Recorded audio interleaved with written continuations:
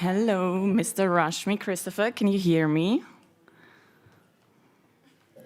Yes, I can hear you.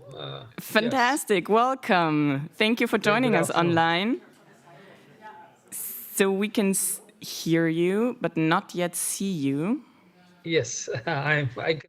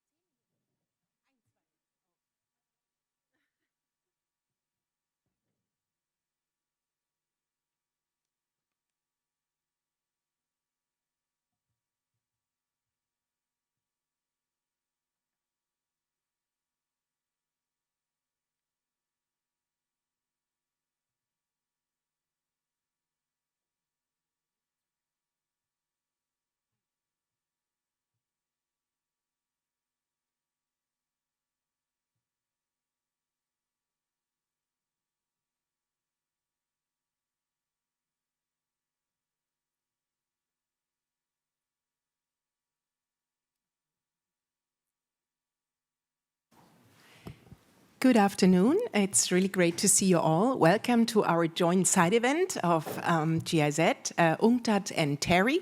My name is Anna Schreier. I'm a program director at GIZ, and I will be moderating you through today's side event under the title Options for Scaling Climate Finance. And the goal of today's session are the following. First of all, we would like to highlight existing and potential transformative climate finance action in and for developing countries. And two, we would like to build momentum towards joint ambitions to scale public and private climate finance to shift the trillions at COP28. And the structure is the following. We will have a panel discussion here without presentations, and we would like to really engage also with you as the audience, so please be prepared for questions. We'll have one round of questions, and then we would really like to hear from you what kind of questions you brought here to us. And the key question for this side event is on how to scale climate finance for developing countries. And we have 5 recognized speakers at our today's panel, 3 here in the room and 2 virtual participants. So right next to me is Sofia Vargas Lozada, and Sofia is one of ILAC's lead finance negotiators, and she is also an advisor for climate and nature finance at the Ministry of Foreign Affairs in Colombia. And next to her is Richard Kozul-Wright, and he's the director of UNCTAD's Globalization and Development Strategies Division, and he takes forward UNCTAD's case for a climate-consistent financial architecture that can advance climate and development goals simultaneously. We also have here in the room Tasneem Essop, and she is the executive director of the CAN International, of the Climate Action Network International, and she was in the past the commissioner in the National Planning Commission in South Africa for 2 terms, and she has been leading there the work on climate change and just transition. And she was also a provincial minister of transport and also for environment. And also she has been leading a climate team at WWF International. Our 2 virtual panelists, Mr. R.R. Rashmi, he is a distinguished fellow at TERI and waving to us. And he has been... Good afternoon. Hello, hello. And he has been a special secretary to the Minister of Environment, Forest and Climate Change of the Government of India, and served as principal negotiator for climate change negotiations for several years. And we have also with us Christopher Flensborg. He's the head of climate and sustainable finance at SEB, and it's the oldest private bank in Sweden. And his mandate is to identify and act in areas where society has challenges and finance can play a role. And he pioneered green bonds in close cooperation with the World Bank. So, turning to you, Sofia. Hi, great. So also the connection stands. We have you here on the screen. That's wonderful. Sofia, turning to you. The need to ramp up climate finance, especially to developing countries, is well recognized. And the international community is in the process of determining a new collective quantified goal on climate finance. We just spoke about it, a new acronym, NCQG, which in 2025 is to replace the 100 billion a year commitment from developed to developing countries. And from your perspective, what are the lessons learned from the regretfully missed 100 billion goal, and what does this mean for Colombia in scaling climate finance? Thank you so much, Anna, for this question. And I would say definitely there are many lessons to be learned with the unfortunately failed 100 billion goal. So first, let's think about the quantum, for instance. So when we are saying like, oh, wait a second, where did this 100 billion figure came from? And it's very likely that there's no answer, really. So I guess this is the first question. And it's that we do have to have strong foundations on the goal we are setting right now. So where does the quantum comes from? ILEC has been very, very vocal in saying we need at least like 2 critical elements. One, which relates to what the needs of and priorities of developing countries are, and then also what science is telling us. So basically, we're talking about like a 2 kind of like perspective approach, one bottom-up, one kind of like up-to-down approach, in which we can make also like science discuss and talk to the needs of developing countries. So this is the first lesson.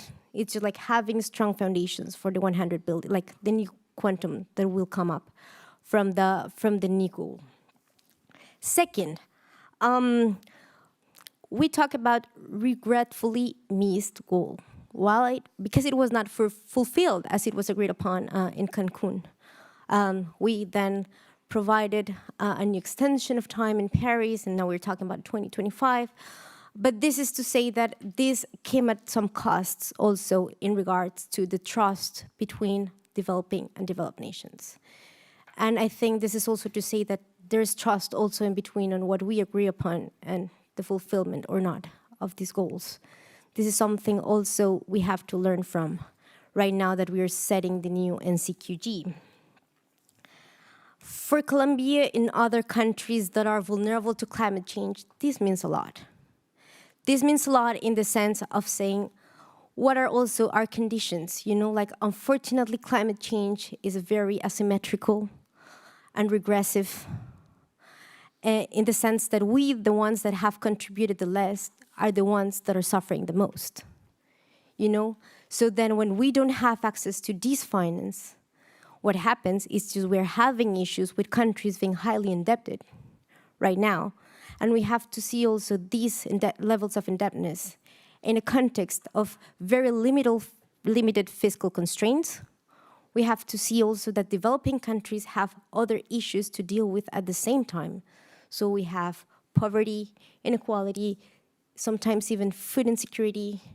So, and at the same time, we are dealing with these adverse effects of climate change, which are very difficult to cope with. And this is also like kind of the call of urgency of having this finance available also for developing countries, especially us who are the most vulnerable to it. And yeah, there's also like a justice element, climate justice element in between. It's just like who are bearing the hardest burden of what's going on. You know, this is also part of the reflection we want to bring to the table when discussing the NCQG. And third, we have also learned that it is not only about a quantum, it is not only about volume, but also there are qualitative elements that go and that have to go together with the new NCQG. What are we talking about? So we should not be generating more debt risks to the financing we are receiving. So we also have to see like what are the opportunities to having like more concessional finance, for instance, to have some principles attached to this goal. For instance, be talking about predictability, additionality of funds. So we don't want, as I was saying, there are like a plethora of challenges we have to deal with at the same time.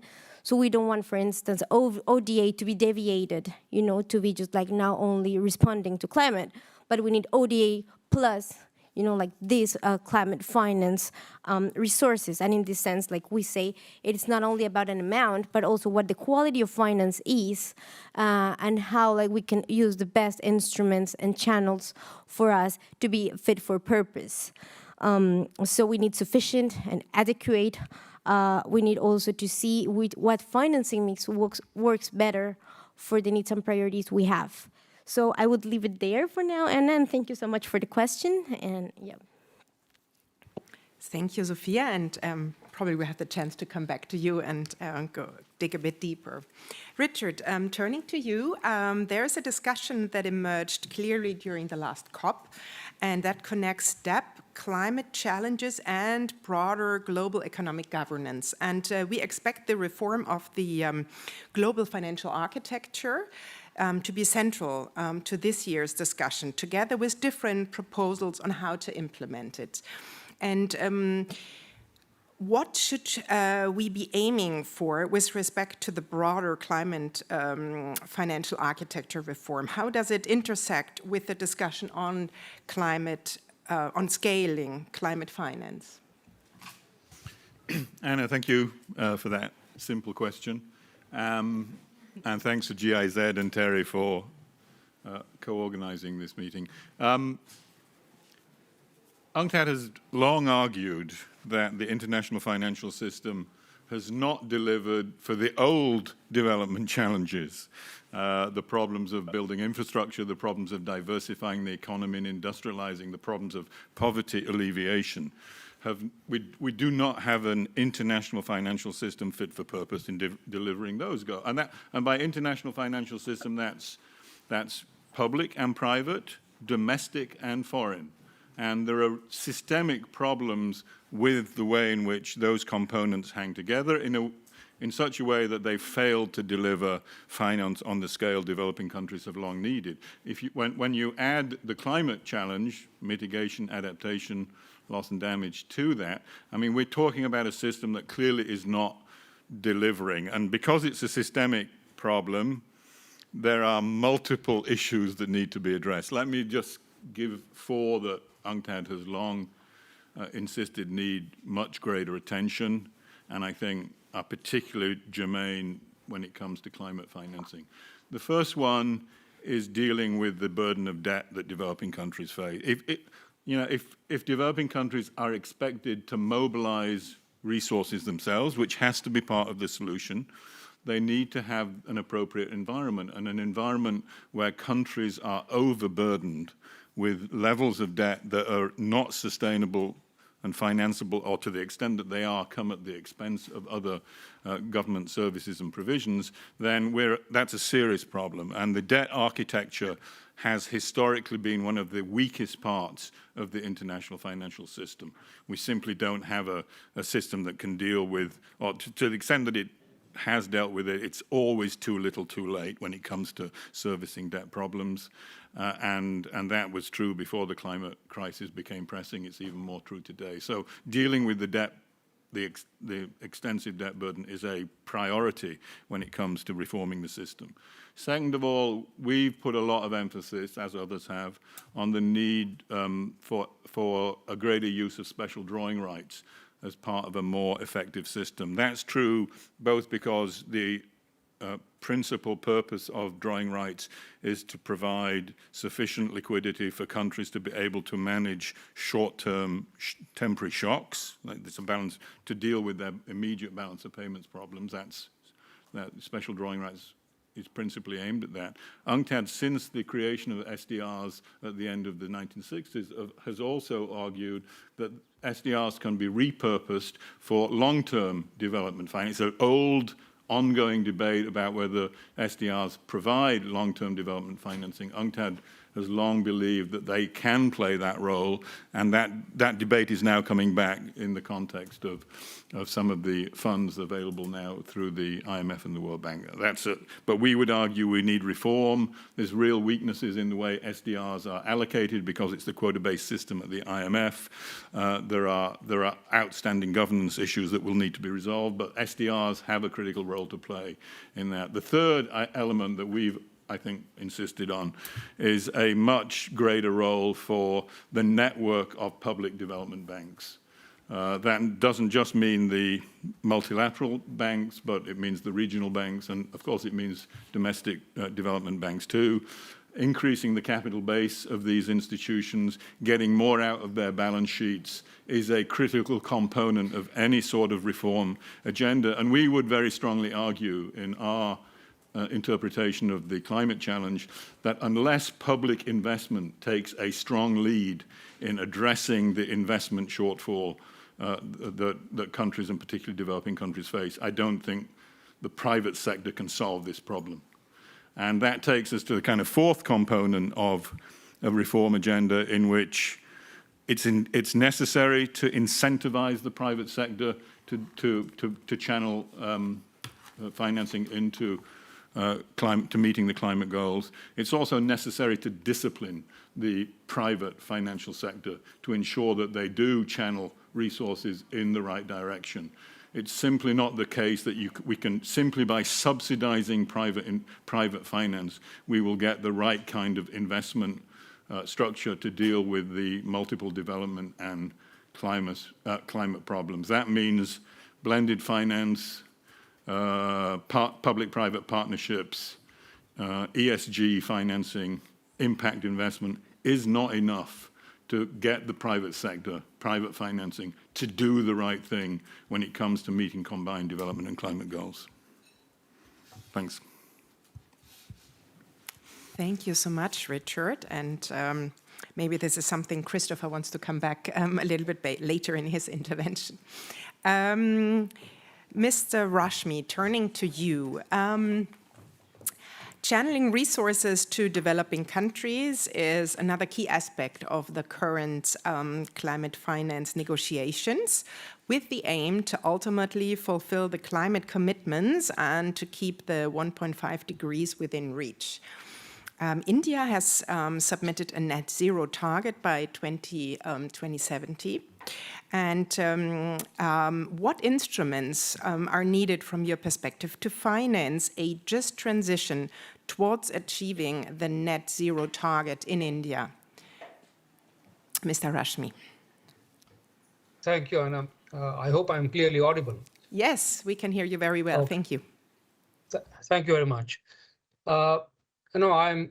First of all, thanks to GIZ and the other stakeholders who are part of the discussions today, and I was impressed by the remarks made by the initial two speakers. Now, turning the focus on India, India's NDCs, as you have pointed out, there is a net zero goal, but the net zero goal is preceded by another target of 2030. So the goals of addressing the climate change in India are going to be implemented in two specific time frames, 2030 and 2070. So let me address it from that point of view. What should a just transition look like in 2030 time frame and 2070 time frame, and what financing strategies we can adopt there? Now, as far as 2030 is concerned, it's quite clear that all the signals indicate that India is doing very well as far as renewable energy capacity uptake is concerned. They have already achieved 42% of the total electricity generation capacity from renewables. But the generation is still very low. Generation is just about 18 to 20%. So that needs to be scaled up. And there are problems there. The problems are there because the renewable energy at the peak hour is not available. So energy storage systems are not there in place. The grid balancing is not right. So there are investments required for that purpose. So I would like to say that the first challenge in just transition in the immediate time frame to meet the NDC goals is that of creating a capacity which actually delivers and making the investments consistent with this kind of renewable energy uptake goal. Unfortunately, the entire focus of the JETP is somehow it is linked to fossil fuel phase out, which is not the real goal as far as 2030 time frame is concerned. In the 2030 time frame, the goal is that of making an energy transition from all possible sources, because it's a growing energy demand phase. In a phase of growing energy demand, you cannot really actually eliminate one source of energy. All possible sources have to be taken into account to ensure that the growing energy demands are met, and yet the system is capable of delivering the climate goals in terms of increasing the share of renewable energy in the total energy consumption, energy production, and energy access. So that's one challenge. And the challenge is, I'll just give you a number which will give you the scale of challenge. Currently, the total investments which are taking place in the renewable energy sector in India are in the range of about 18 to 19, maybe about 20 gigawatts per year. That kind of capacity is being created. And so the investments have really gone almost fourfold in the last 10 years. But that is still not enough, because there is a target which the government has set of 500 gigawatts to be created by 2030. Now, the total capacity is just about 175 gigawatts at the moment. So to be able to reach 500 gigawatts, the capacity addition has to take place at the rate of almost 40 gigawatts per year. And that kind of investment is not forthcoming. It's not available there. Which whether it's coming through a public financial system or private financial system, or is it going to be raised from the capital markets? We are not sure. So that is not something which the JETP is not able to, clarify the situation there and not able to help. So that's the first part. The second part is that of the terms at which the capital will be available, whether from the public system or the private system or from the capital markets. The terms of the capital are actually going to determine the scale of this investment. If the rate of returns are not very good in any of the sector, green financing sector, which we are talking about, the investments will simply not materialize. There is actually no dearth of liquidity even in the domestic commercial system, and in the international financial system, of course, is flush with money. But it's still not flowing in. So where is actually the catch? The catch is that there are risks which are not addressed. The global financial system, we are talking of the scale of global finances flows, but I think we should also be talking about the risks which are currently unmitigated, unaddressed at the global level. There will always be some risks in investing in new sectors, new green sectors. Who will bear the risk? Will it be borne by the domestic financial system or the global financial system? I think that is really the key here, as far as energy transition in the 2030 timeframe is concerned. Now, in the long term, in 2070, where we have to deal with the question of decarbonization, the problems multiply actually. We now then move from away, along with the renewable energy sector, we also have to deal with the industrial sector, which is a very major chunk of emissions, almost 30% as far as India's inventory is concerned. And the industrial emissions are a hard nut to crack because the technologies are not available. We have to go to green hydrogen for steel production. Similarly, we have to decarbonize the cement sector, the petrochemicals, the chemicals, which are actually the highly heat-intensive sectors. These sectors need totally new kind of technologies. So we need global technology alliances here, in addition to the international capital, which needs to flow in on the terms at which these countries need. And so apart from the risk mitigation strategies, we also need here technology innovation, for which a global cooperation is required. I think I'll stop here for the time being, and thank you very much for giving me this opportunity. Thank you very much, Mr. Rashmi, and we'll be coming back to you in a bit. Tasneem, turning to you, the role of civil society in climate finance is manifold, and ranging from influencing the dialogue spaces to ensuring transparency, accountability, and the consideration of social justice elements in planning decisions. And this is especially central in the most vulnerable countries, where most international public climate finance commitments are intended to go. And from your rich experience, what meaningful mechanisms of civil society participation in climate finance are at our disposal?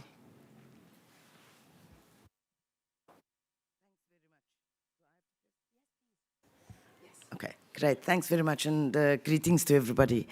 So the role of civil society is manifold, and often there's a perception that we play a kind of watchdog role.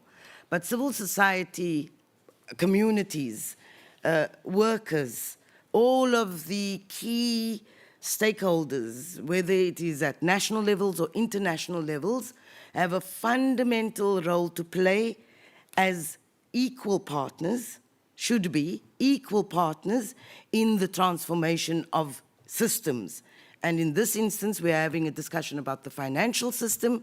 We see ourselves as contributing as equal partners in the discourse and the ideas for transformation in civil society.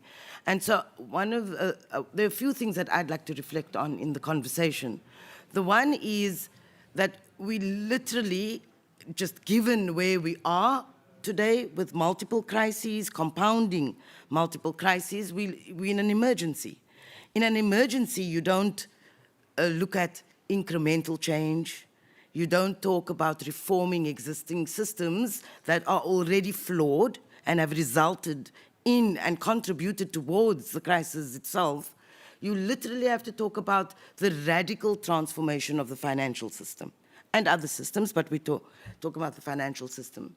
Now, if we do that, and if we were open enough to broaden the parameters of the conversation, which I must say in this process does become limiting, but we should challenge ourselves, especially when we have the opportunity with the acronym that we can never get right, the NG, whatever, that new goal thing, you know, we should challenge ourselves. We have the opportunity to course correct, as everybody says.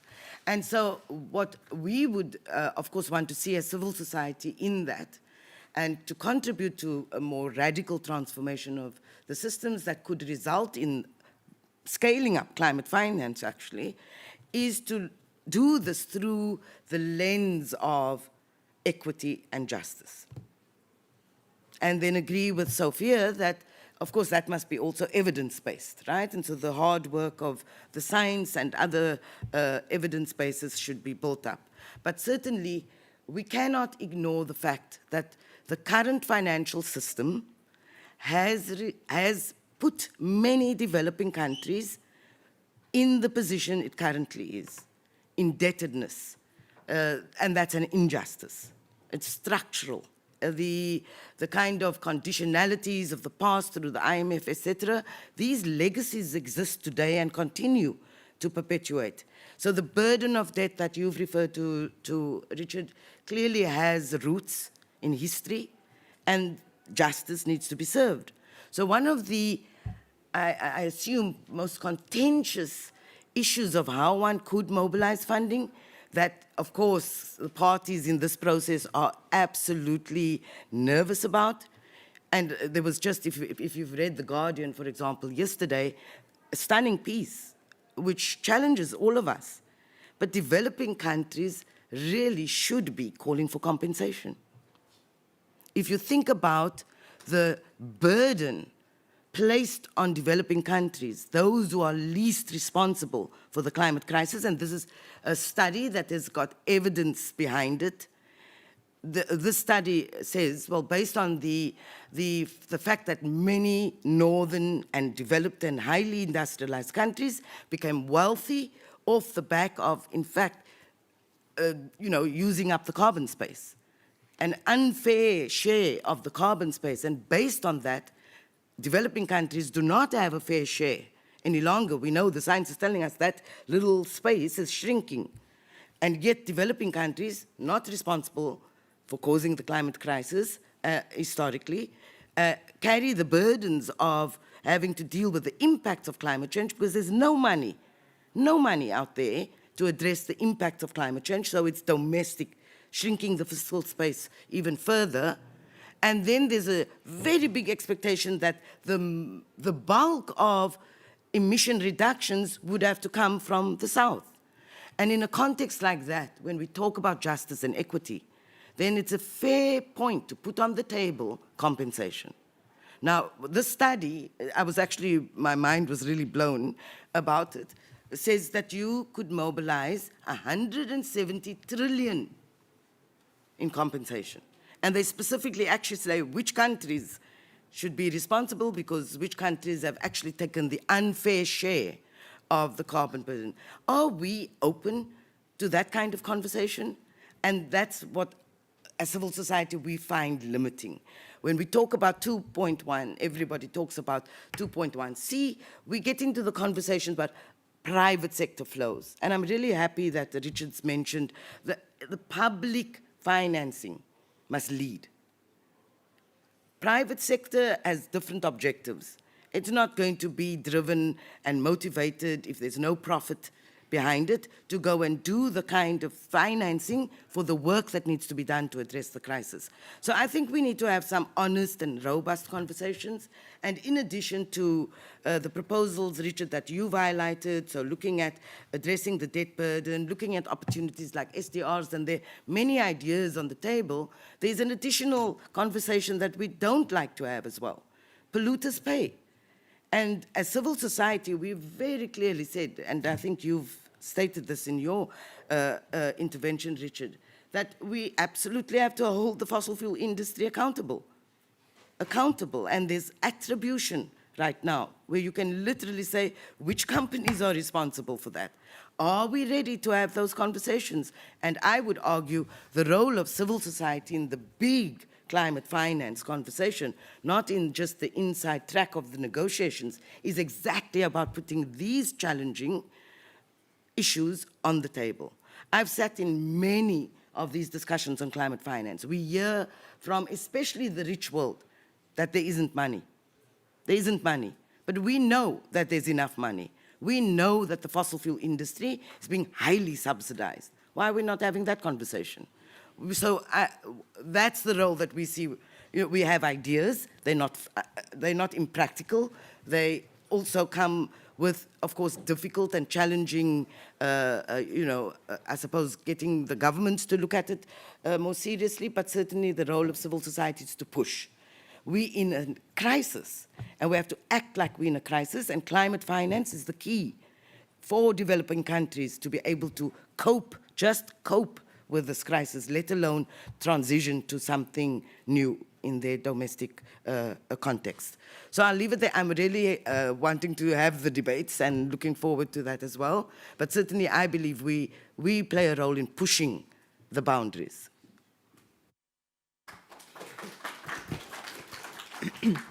Thank you very much for this strong statement, Tasneem, and we'll come back to that a bit later.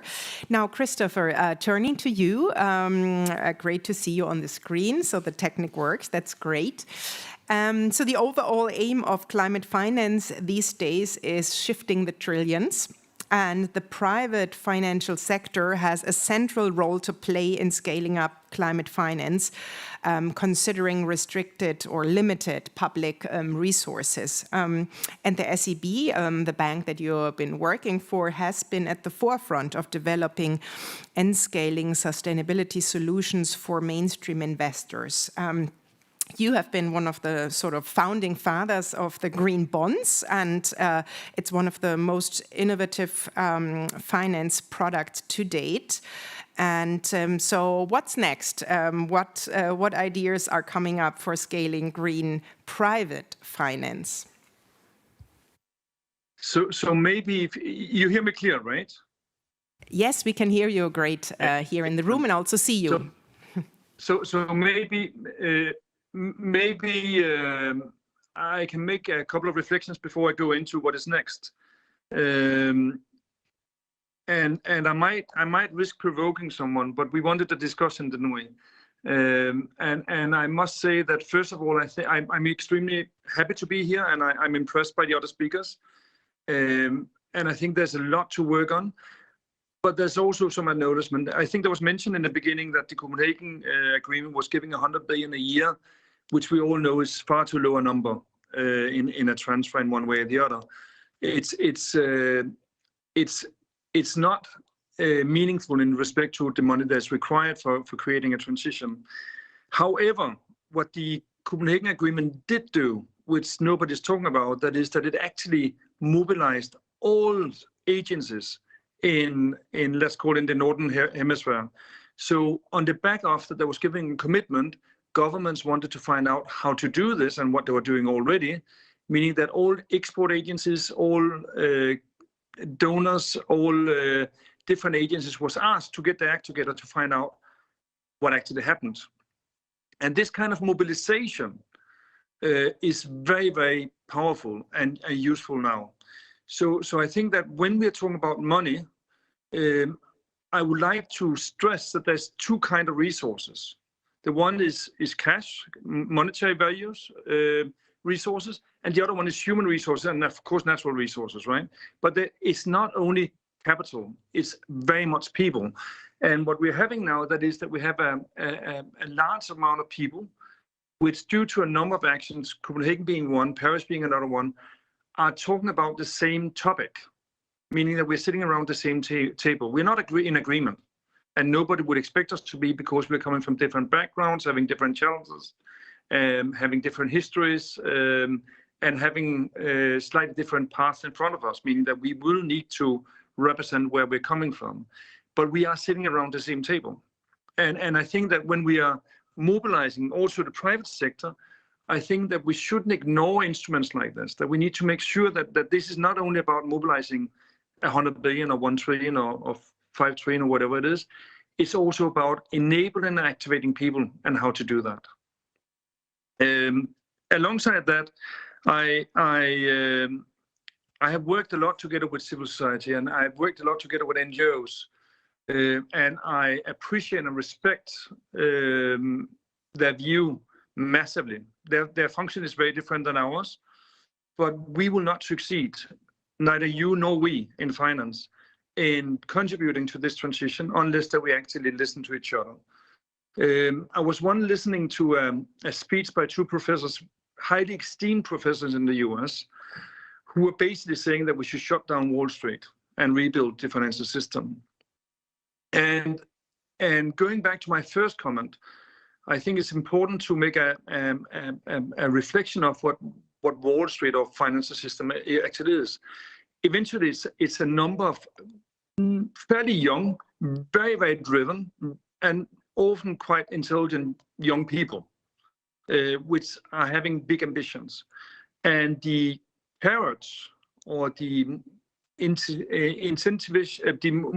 motivation system have unfortunately been built in a way that they don't always create inclusive finance. And there's no doubt about that finance have failed and contributed to the damages a number of times. But I think it's important that we might actually want to work with the resources we have, but work on how to change the energy rather than create a new energy system, or change the people rather than create new people. So that's two reflections I would like to stress in the beginning before I'm going into what I wanted to say. But I think this is important. So basically, when we're working inside finance, we normally work on two things. We work on what we call alpha and beta. And then one is asking what that is. So beta is basically the way the market is moving, and alpha is when you create extra return. And what we have done with green bonds, green loans, social loans, SLBs, and so on and so forth, that is that we created beta solutions. So initially, it wasn't a lot of new money coming in. So when we did the first green bonds for the World Bank and even for the IFC and others, it was financing projects that was already financed. But due to that, organizations like the World Bank, like Mercedes, like IFC, like ADB, like many others, suddenly labeled their products. They needed to understand what that label meant. What are we actually defining, and how do we secure governance, meaning they were mobilizing the systems. So the mobilization of the system on the back of the green bonds have enabled institutions to create new solutions, which are allocating new capital into these challenges. Now, the highest ambition for any banker, that is to create alpha. So if you have a pension scheme, or if you have some savings, I guess that most of you want to be doing good, but most people in the world actually don't really have time to look at that. They don't have time to look at their investments, so they're giving it to a mutual fund, or they're giving it into a pension company, and then they wake up sometimes when they're going in pension and say, okay, what do I actually have? And that means that most money is not really managed in a concerned manner. And we want to have inclusive finance. We want to make sure that capital allocated is actually building and making stronger societies across the world, connecting and integrating. And that is what is about to happen on the back of the beta products. What is going to come next, I think, that is alpha products. That is products where these advisors are going to create extra return. And by creating that extra return, are attracting an increase in capital. So there's a desire from many people to have a good return on the result on the capital. And of course, if we can create that at the same time as we are building stronger and better societies, more integrated on air, on water, on social issues across the world, then we will see capital flowing that way. So one of the things I thought about when we're talking about the North-South dialogue, that is a thing that I think that is often forgotten. So what I quite often fight with, that is bureaucracy, or that is old systems. So layers and layers and layers and layers of compliance and systems that need to be complied with in different ways.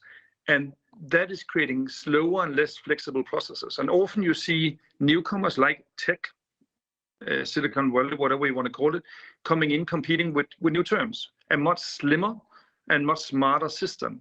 And I think that when we are rebuilding our societies, when we are creating this transition, the companies, the individuals, the companies, the regions, the countries to regions, which are understanding what the next 20, 30, 40 years are going to look like. Whatever we talk 2030 or 2050 in India or 2017 in India, the companies that is able of doing that is going to be much more competitive on the one side. On the second side, due to the transparency we're seeing, I also believe that individuals, institutions, and regions which are actually working for the society, whatever that being with air quality, whatever that being with water quality, or whatever that being with solidarity in one way or the other, or integration one way or the other, I think that they're going to benefit from getting more capital. Eventually, what we're going to calculate in the financial system, that is the discounted return. So it's not the return over the next 3 months as it has been the last 30, 40 years. It's the return which I'm going to get over the next 5, 10, 15, 20 years, meaning that I need to understand that my assets are not going to be stranded. I need to understand that I'm capable of actually serving my clients again in 10 years, and not only in next year and the year after next year. So I think all these kind of things are things that are going to come up to the system, meaning that I think that the financial system is in for a very, very rapid change. And this is coming into the last point which I wanted to make. I said a lot already, but the last point I wanted to say, that is that also about coming next. So one thing, we will move from beta to alpha. And the second thing, which I also think will happen, that is that a lot of people are going to talk about stranded assets and refinancing risk. So when we're talking about coal, we all know what happened to coal in 13, 14. We also know that coal is trading at a very low PE, meaning that you're basically kicking out coal plants because you don't get financed as a company, or you do get financed, but it's more difficult to get financed as a company if you don't have a plan for exiting or divesting. And that means that there is a stranded asset risk, meaning that if you're really cynical and don't look at the kind of broader impact, you might be making a calculation and say, okay, I can run it 7 years or 8 years, and it's going to be better than selling it. But these kind of things are going to be phased out faster and faster. We have started with coal, and I think that we will see other sectors going the same way. That means that investors and lenders are likely to begin to look at refinancing risk, meaning that you might give a 5 or 10 or 15-year loan. At that time, that loan needs to be repaid. It's often being refinanced, and if that asset is then non-bankable, then you're not going to you might not get your money back, depending on whether you're lending into a project or whenever you're lending into a company. So these kind of things are going to be things that's going to come into the system, which will shift the behavior of finance. I can talk much more, but I'll give the word back to you, Anna. Thanks a lot. Thank you so much, Christopher, for your insights. And now turning to you, dear participants, please, we have some mic runners, I think in the back, and we have some hands over here. Thank you. My name is Aisha, and I am a student at the University of Edinburgh. But I'm also a national of a small island developing state in the Caribbean, Barbados. So my question is more geared towards Caribbean SIDS. In addition to the debt burden that we face, the other challenge is the per capita income criteria that a lot of the sources of finance have in terms of accessing concessional finance. And the vast majority of Caribbean SIDS are upper middle to high income countries, and that means we can't qualify necessarily for concessional finance. And then we also have this debt challenge, so we look riskier to potential creditors. So I wanted to know, like, to what extent is that taken into account in the discussion for the new collective quantified goal and and the current discussions for scaling up climate finance? Thank you. Thank you very much. My name is Dastan. I came from Kyrgyzstan. I am part of CVF Capacity Building Fellowship Program.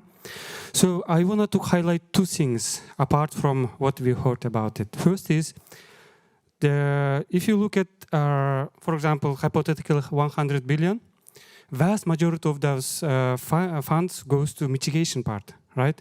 It's like around 10%, maybe less in different cases, goes for adaptation. Remaining goes for mitigation. Right? Another thing is that when you come to mitigation and adaptation financing, role of private sector, which I'm talking about, is huge in a mitigation part, but it's less than 5% in adaptation part. My question and my highlight is, could you elaborate your thoughts about role of, public finance in adaptation? How can we collect more finance for adaptation from public side? Another is that how can we scale up adaptation finance? Because you know that developed countries need more adaptation finance, of course, including mitigation, but we should stress on adaptation. Good thing is that GSF is trying to balance, right, 50-50 between adaptation and mitigation. But overall is not the case. And then we heard recently a lecture from climate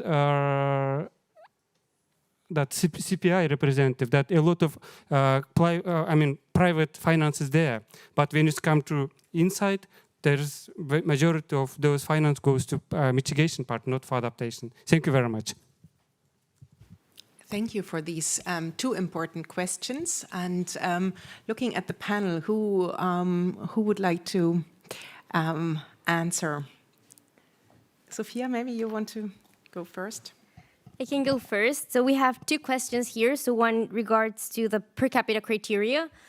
This is to say that we are on the same issue. Like Colombia, it's pretty much on the same situation in which, because of only one variable, we have difficulties in accessing financing, or when we access, it's just like way too expensive.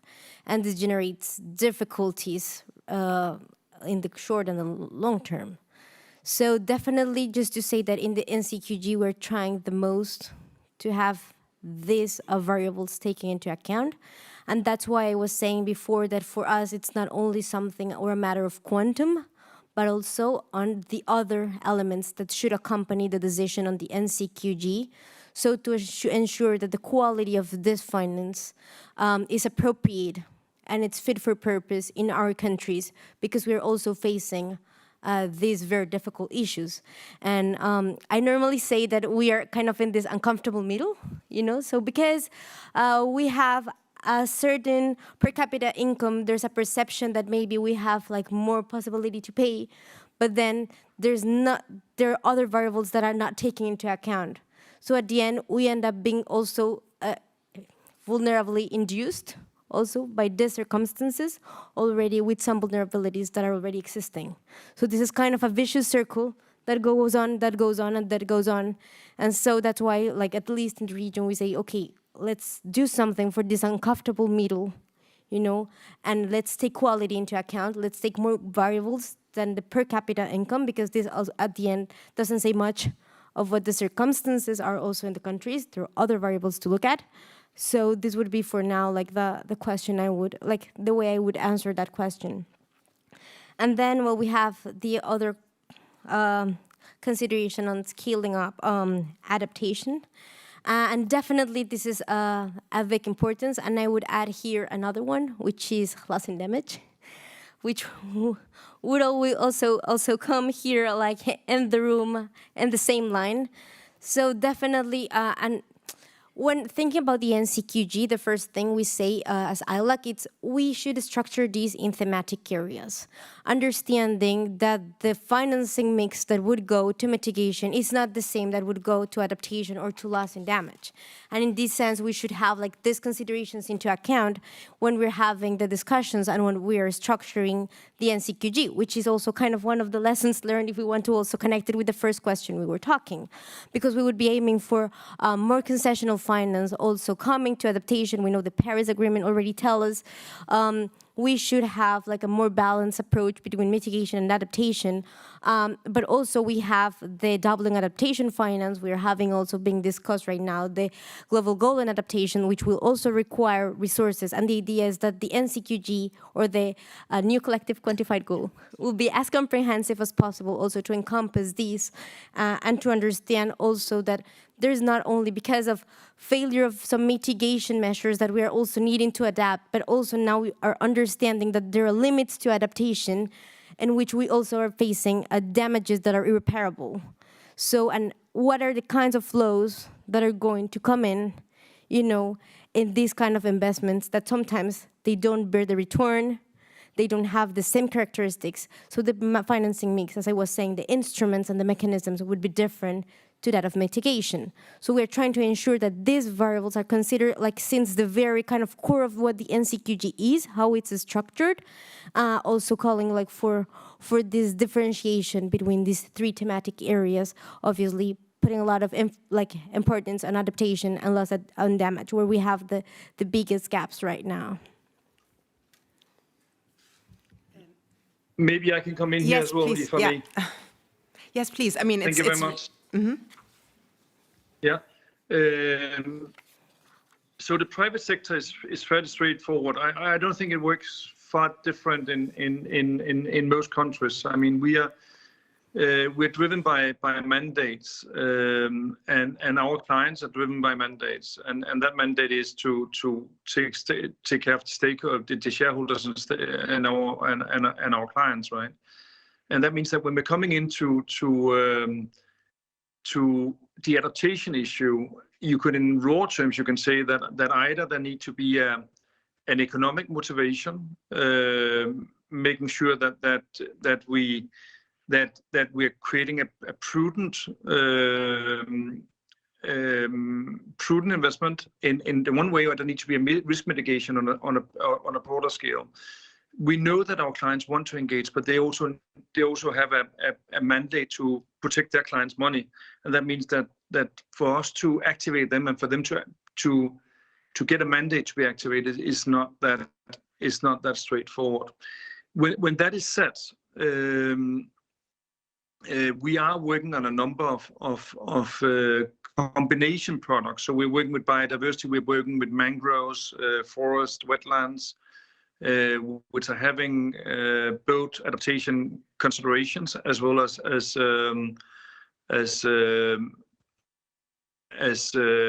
coastal protection, as well as mitigation issues, actually, with CCS methodologies. So we're trying to create instruments which are combining the different things. So I think that there's a desire from our clients, from our private sector to engage, but there's a limitation in when they can become active on that scale. Saying that, I think that there's another element into this, which is also connected to the discussion we had earlier, which are connected to the middle income countries. So you're mentioning GDP as a reference for the wealth, and I often use GDP per inhabitant as a measure for how development is going. And we have recently seen an increase in the interest around so-called impact bonds, outcome bonds, whatever you want to call them, where there's a risk sharing, but also profit sharing, meaning that, let's say you go in at a GDP of $3,000 per person, and if it's staying there, the investors will lose a part of their investment. But if it goes to 4,000 per person, it might go higher than it would have been. The return might have been going higher than would otherwise. So in that way, there would be mechanisms where I think that finance can help. But we need to and I think what's mentioned, I forgot to mention that before, but it was mentioned before, we have a number of structural issues, systemic issues, which need to be addressed to establish system infrastructure that can handle these kind of products and scale them up. But I think that is where we'll see innovation coming in and hopefully in collaboration help GDP to grow and thereby come out of the middle zone and into the higher zone in one way or the other. And I think that likewise with adaptation, I think that we need to combine products. It's very, very challenging to discuss with the clients unless that you have a very lean motivation. So if you have the same economic outcome, it's no problem. They're doing good at the same time as to get their risk return. But if you don't have that, if they have to give money away, it's getting complex. Thank you. Yeah, please, Richard. I think the sad truth is that on these issues, advanced economies have forgotten their own history. And you know, we're in Germany today.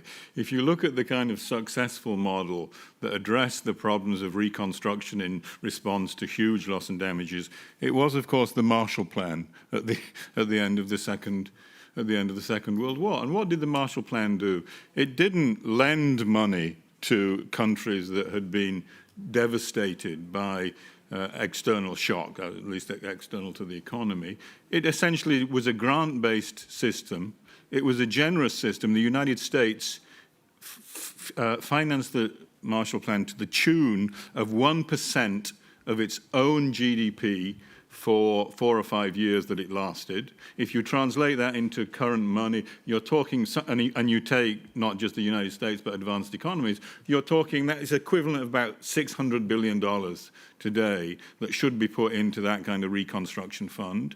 They then allowed countries to create their own public banking institutions, of which KfW is still, I think, it's still the second biggest bank in Germany after Deutsche Bank, and has been an incredibly successful instrument for achieving sustained economic growth in this country. And third of all, although it was a tangential part of the plan, there was massive debt relief that culminated in the London Debt Conference of 1953 that essentially eliminated half of Germany's interwar debt and put very strict limits on the percentage of foreign exchange that Germany generated that could go into debt servicing. Something in the order of, I think it was 3.5% was the limit that was imposed during the London Debt Conference, whereas developing countries today are spending a multiple of 3.5%, a multiple of their foreign exchange earnings to service debts that are ultimately unsustainable. So you have a real model that works there. You have a model that can deal with the, and they didn't say, oh, we're not going to give money to Germany, we're just going to give it to Greece because Greece is a poorer country at the end of the, no, they didn't, of course. They didn't discriminate across the European countries in terms of their levels of income and the degrees of destruction that they'd faced during the war. They had a problem to solve, that was getting Europe back on its feet, just like we have a problem to solve today, which is ensuring that we have a just transition based upon shift to renewable energy, etc. And they got on with the job. And they built the institutions that could ensure that there was sufficient finance available that was not delivered in a way that would hamper subsequent growth and development in Western Europe, and they moved accordingly. So we have models that work in terms of dealing with these problems that don't perpetuate the difficult economic circumstances that would ensure political and economic mayhem in Europe if that hadn't happened. And we need, it's not that we need a new Marshall Plan, but we need that kind of creative, systemic thinking today to be able to address this problem. Yeah, no, just building on what Richard says, and I certainly hope that those models that worked for the Western powers will apply to what was actually happening in the global South and the wealth that was created through those models as well. So I have a real challenge, and in response to the adaptation funding, there's the commitment of doubling the finance, not delivered, right? We're not hearing about that. So there's the one element. But this point about private sector funding for adaptation, and I understand what Christopher says, you know, the private sector has to take care of their shareholders and their client needs, etc. And that's the argument we would like to make. On adaptation, the private sector will not have any appetite, and their clients and shareholders, because they are motivated. The client and shareholders need is profit, right? That's it. So let's be frank, it's not going to be for adaptation is not profit-making and shouldn't be profit-making. It is literally about ensuring the survival of people who are going to be impacted by climate change. There's a moral and ethical dimension to this. Now, I think one of the conversations we should have with the private sector, and it links to the point about discipline, is I don't know how many experiences in the countries that are experiencing like the sharp end of these crises, climate impacts and other crises, where the private sector actually makes money off a crisis. I'll give you the example. In my city, Cape Town, a few years ago, we were reaching, because of a drought, we were going to have zero. We were in, what was it called? There was the 0 hour or something, we called it. We were not going to have water in our city. Do you know who made the most money in our city because of that? Jojo tanks. Jojo tanks, which is awesome. It's a rainfall tank that you put in households and they can collect rain water when we're in a drought. That should be a public good. All households should have a public good that will help them build resilience to all these impacts.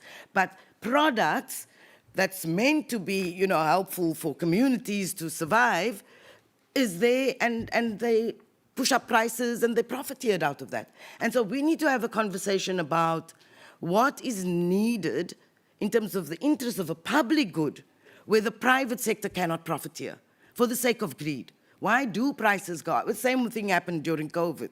Same thing happened during COVID. And so there's a moral and ethical dimension to how we talk about climate finance, and especially for survival. Adaptation and loss and damage is not going to be something that the private sector is going to be interested at all. But we should also control the damage that they do in addition, and the contribution, of course, that they make, some of the sectors of the private sector contributing to the climate crisis. So there's another dimension to this conversation, and I just think we shouldn't fool ourselves about adaptation finance coming from the private sector. I'm very cynical about things like that. So certainly, what is the role of the public sector? How we ensure the public sector is not actually subsidizing harmful private sector industries and use public finance just for the interest of the public good. Maybe I can come in with a comment here. I appreciate what you're saying, and I can guarantee you from my own point of view, and many of my colleagues and friends, we take the moral issue serious, and we engage on a private level. On a job level, we are limited by our mandates, which we're trying to change. But I will say one thing on mobilizing the private sector, and I'm not saying that the private sector can't be activated, but I think that with the current systems, it's challenging. So there's a number of systems that have been put in place for the MDBs was mentioned before, and the regional development banks was mentioned before, like first laws from the donors and so on and so forth. And I think that when we look into how to activate the private sector, I think we need to be more innovative. I think we need to identify, make an analysis and identify whatever the 20%, 25%, 30% first loss is actually the right vehicle for mobilizing the private sector. So what the private sector can do, and are doing quite well, that is assessing risk, and individuals are willing to take a risk at certain parts, but there's certain risk that they can't assess and consequently won't take.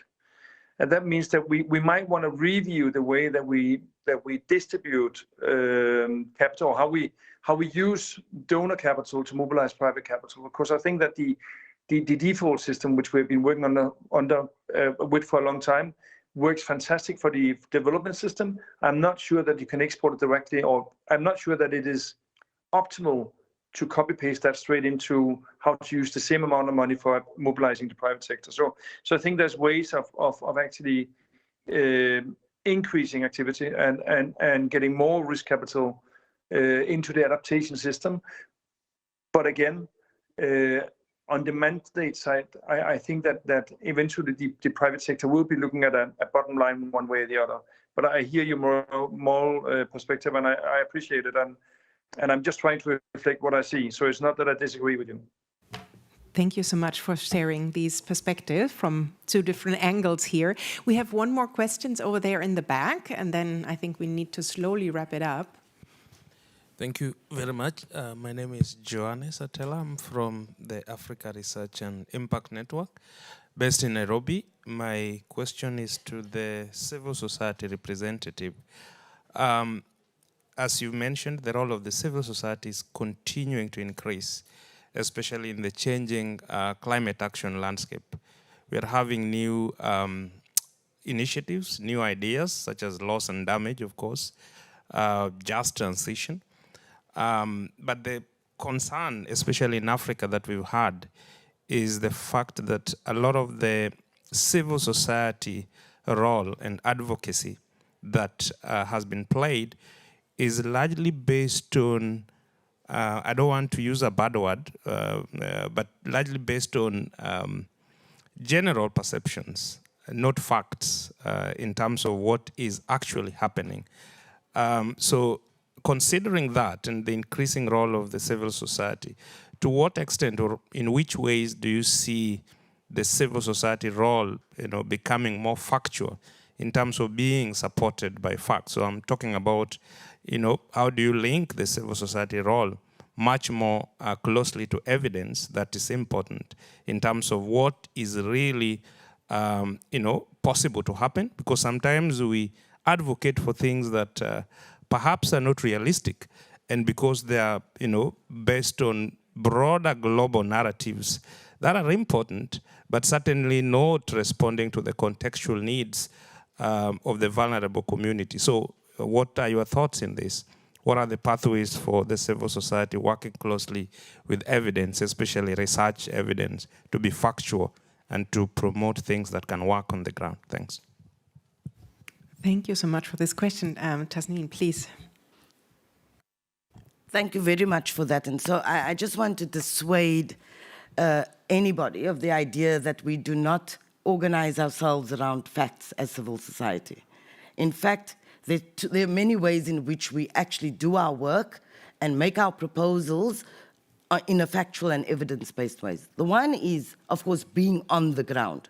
Civil society, and especially, and I'm from Africa, we have civil society organizations, African civil society organizations, who are grassroots-based, in communities, being on the front line, so that's your first line of evidence.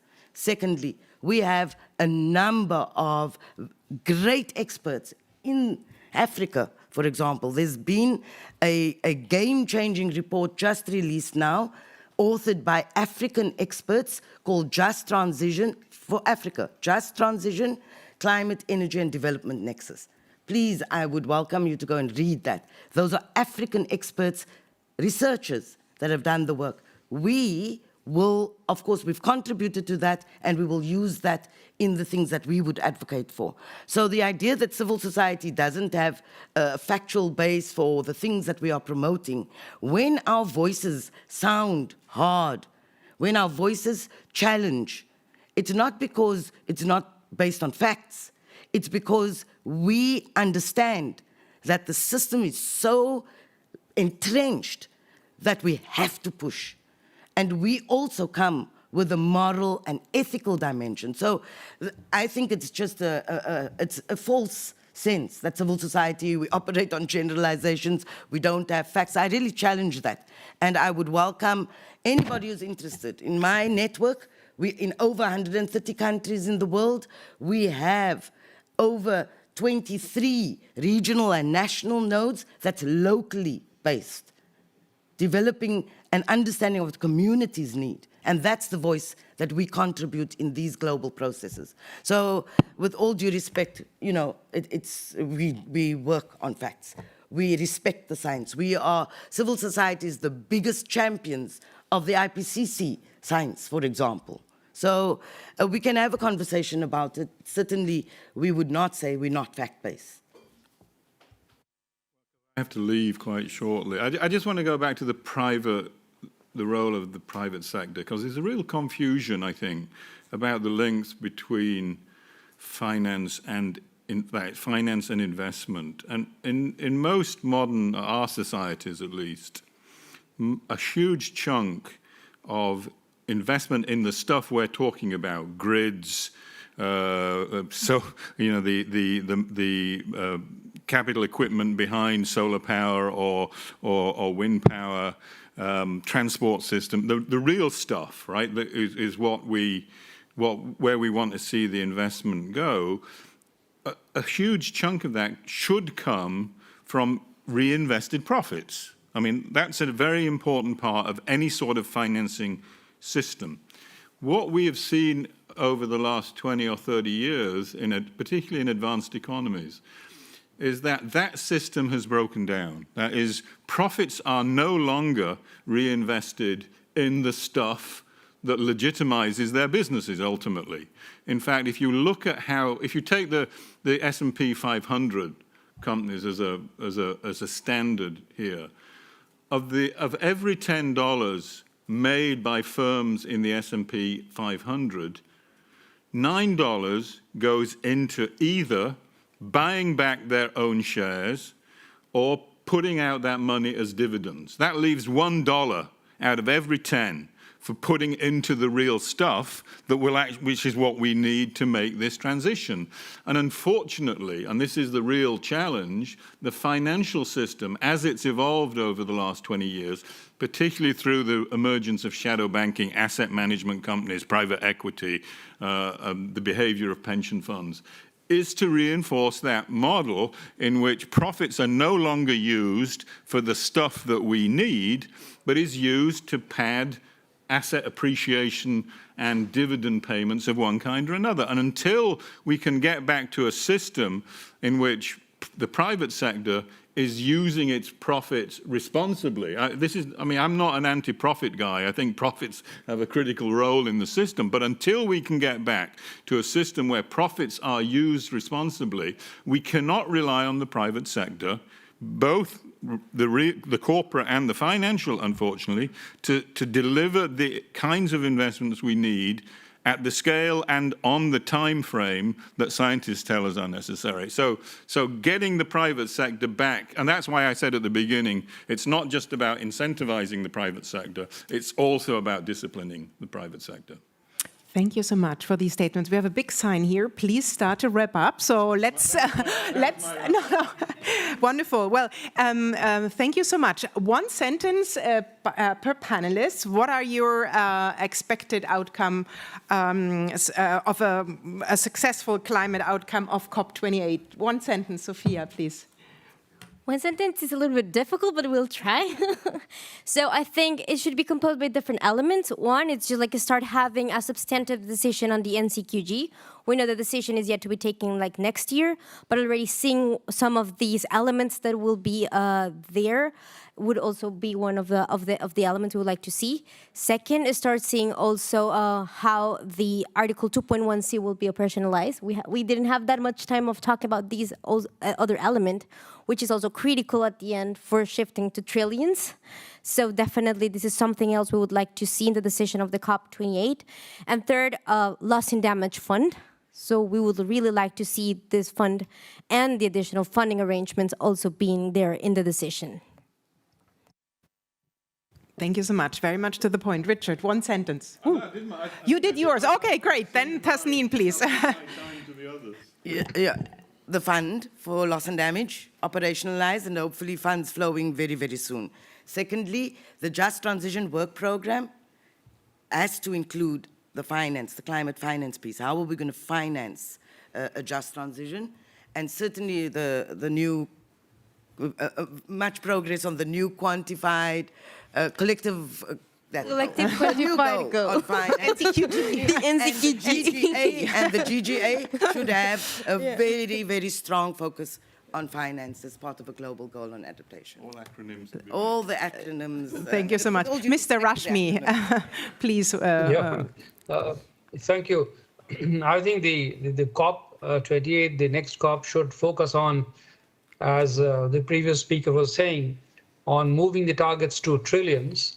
And that involves a substantial portion of this capital coming from public financial system. Because the objective of the mobilization of resources from public and private should be essentially to finance the just transition. And in the context of climate change, a loan-based financing is simply not going to work and not going to support this transition to be just. So we need a substantial scaling up of public resources so that we can support the process of risk mitigation for the private sector and the financial system in general. Thank you so much. And then Christopher, last sentence. Yeah, and I will try to do it short. So there was talking a lot about private sector, right? And quite often the private sector is outside the inner doors. And alluding to what I said at the beginning, I think there's a need to have a more clinical analysis of what it takes to activate the private sector. So I think that when we've been traveling around, the private sector want to engage. They also want to engage in the north-south.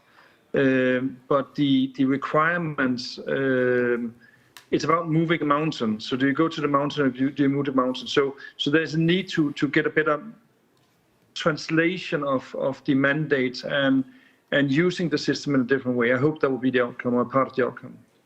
That will be identified as a major issue and be dealt with over the next coming years, because it can make a difference.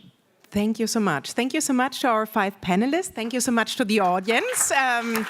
It was the most interesting event.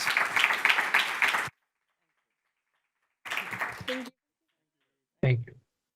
Thank you very much.